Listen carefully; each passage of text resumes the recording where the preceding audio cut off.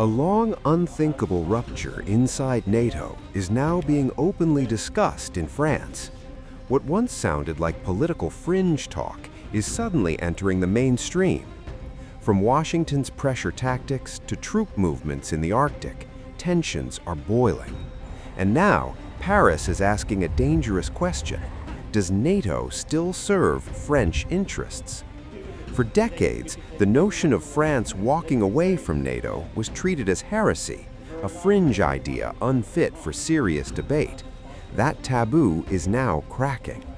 According to Germany's Berliner Zeitung, calls for a French exit are surging with new urgency, driven by what the paper describes as Washington's return to an openly imperial foreign policy. The charge is being led from inside the French state itself. Clemens Goethe, Deputy Speaker of the National Assembly, is openly challenging the alliance, warning that continued submission to a US-dominated NATO no longer protects France, it weakens it. In her view, staying inside the bloc now threatens France's sovereignty, its strategic independence, and its long-term stability. Goethe says France risks being dragged into conflicts that directly contradict its national interests. In interviews, she warned that staying in an alliance led by a power accused of ignoring international law exposes France to instability, escalation, and strategic dependency. Her party, France Insubstanent, has long called for NATO's dissolution and previously pushed for France to exit NATO's Joint Military Command, echoing themes of independence rooted deep in French political history. French President Emmanuel Macron has also raised doubts about NATO's trajectory. In recent remarks, he warned the United States against violating Greenland's sovereignty, a statement that carried unprecedented weight. Soon after, France deployed troops to Greenland alongside forces from Germany, Norway, and Sweden.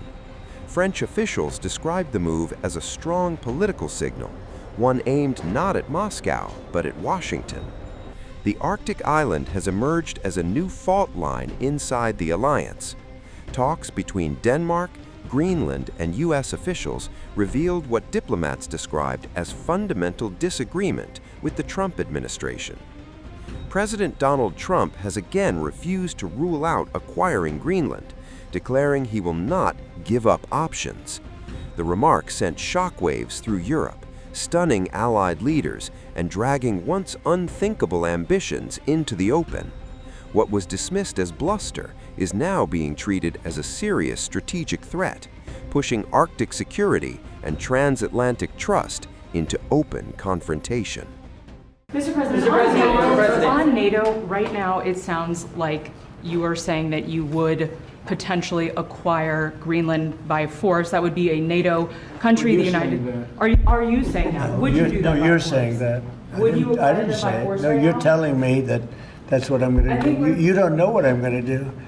So what are the options? Your network doesn't know either. The Danish foreign minister said that there's still fundamental differences after the meeting with Rubio and with the vice president. Are you willing to leave the NATO alliance in order to get what you want with Greenland? What are the options right now? Well, I wouldn't be telling you what I'm willing to do, certainly. I'm not going to give up options, but it's very important. Greenland's very important for the national security, including of Denmark. And the problem is, there's not a thing that Denmark can do about it if Russia or China wants to occupy Greenland. But there's everything we can do. You found that out last week with Venezuela. There's everything we can do about things such as that. Not going to happen. We're not, I can't rely on Denmark being able to fend themselves off. They were talking about they put an extra dog, and they were serious about this. They put an extra dog sled there last month. They added a second dog sled. That's not going to do the trick. Denmark fought alongside the United States in both Afghanistan Thank you and for telling me that. I appreciate it. But I have a very good relationship with Denmark, and we'll see how it all works out. I think something will work out. This is a strong political signal. People were saying Europe was taking its time, but that's not quite true. So this Arctic endurance operation has been underway since yesterday. Military forces from various countries, at the request of Denmark, Sweden, Norway, Germany and France, are currently en route. And some of them are already positioned in Greenland, specifically in Nuuk. And so this is a first exercise. How much for the French? Which shows the determination within NATO, by the way. How many French soldiers do you have? There are about 15 soldiers, but the entire operation will be, these are not soldiers, it's preparation for an exercise. So we are currently with, notably, I think, high mountain specialists. The president is also meeting this morning, very quickly, a defense council, and he will have the opportunity to speak on this subject in his wishes to the armed forces this noon in Istres. We will demonstrate to the United States that the moment is now that Denmark has significantly increased in terms of both resources and funding its surveillance capabilities for Greenland, and that furthermore the European Union is providing assistance and European nations are mobilizing within NATO to ensure the national security of the entire region and thus also for the United States.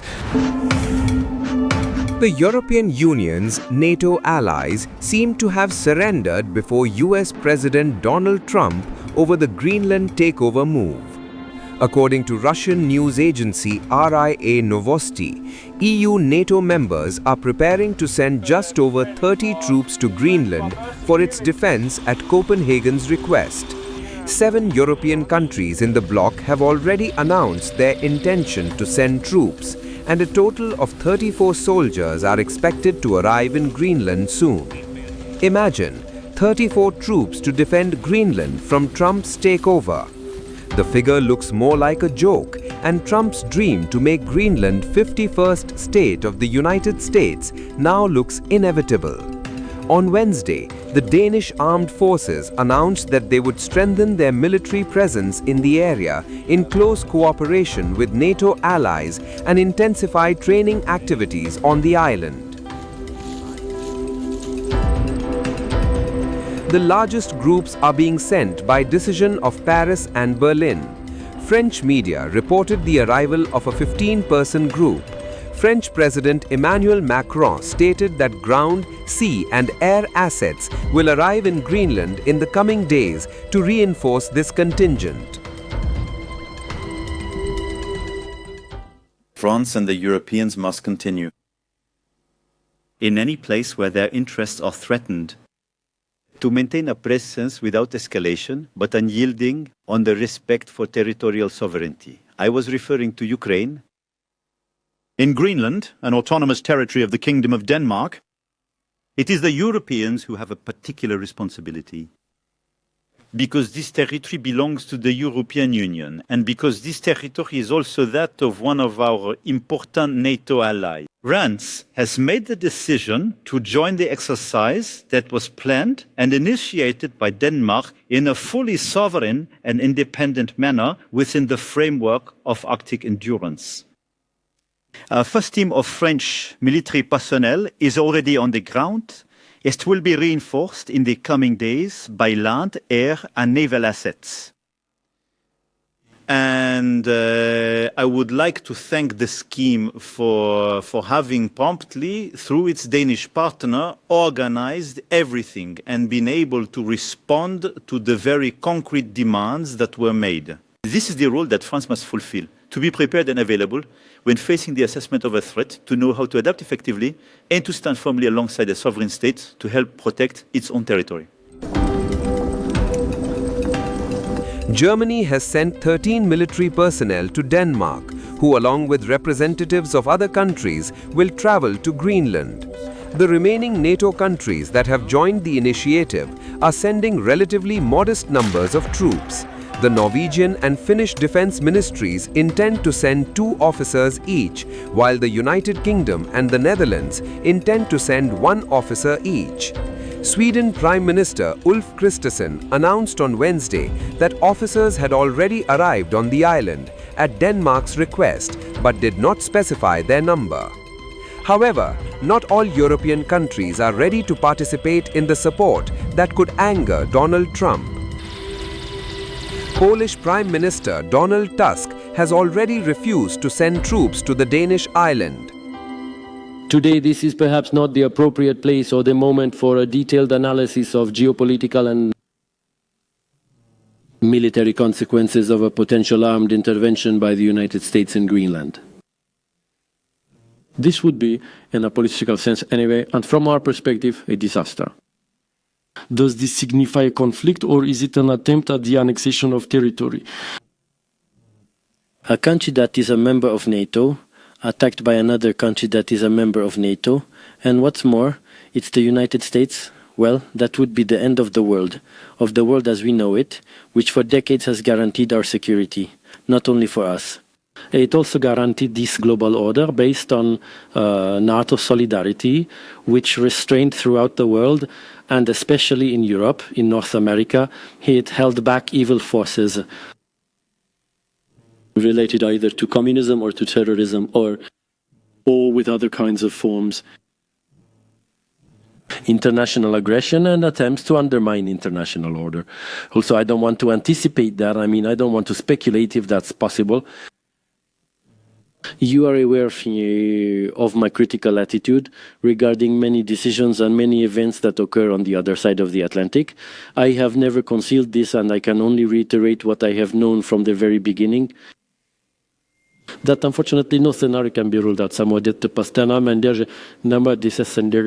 Considering the previous actions of President Trump's administration, every scenario is possible. That repeatedly, both in our private one-on-one conversations and during G7, G20 meetings, when I had the chance to co-chair them as the president of the European Council, and I discussed this many times with the then President Trump at Kishil, I'm referring to his first term, he often made it clear that unpredictability, surprising people, especially his allies, that is a method to which he is committed. So certainly nothing whatsoever can be excluded. Does Europe have any kind of plan? For such situations, ladies and gentlemen, there are no plans. I will do everything in my power to ensure that Europe as a whole remains united, because our Polish security directly depends on the strength of the European Union and the solidarity of European NATO members. I will also do everything in my power. I am fully aware of its limitations to ensure that the transatlantic relations, which have been the very foundation of our civilization. So this is the good, what we call the West, with a capital W. So Europe and the United States and Canada together. The truth is, if this situation was ever going to become unstable, it's already shaking and faltering right now. But if it were to be completely lost and squandered, so we will have to get ourselves ready to build a security architecture with those who remain loyal to the project of the West as a community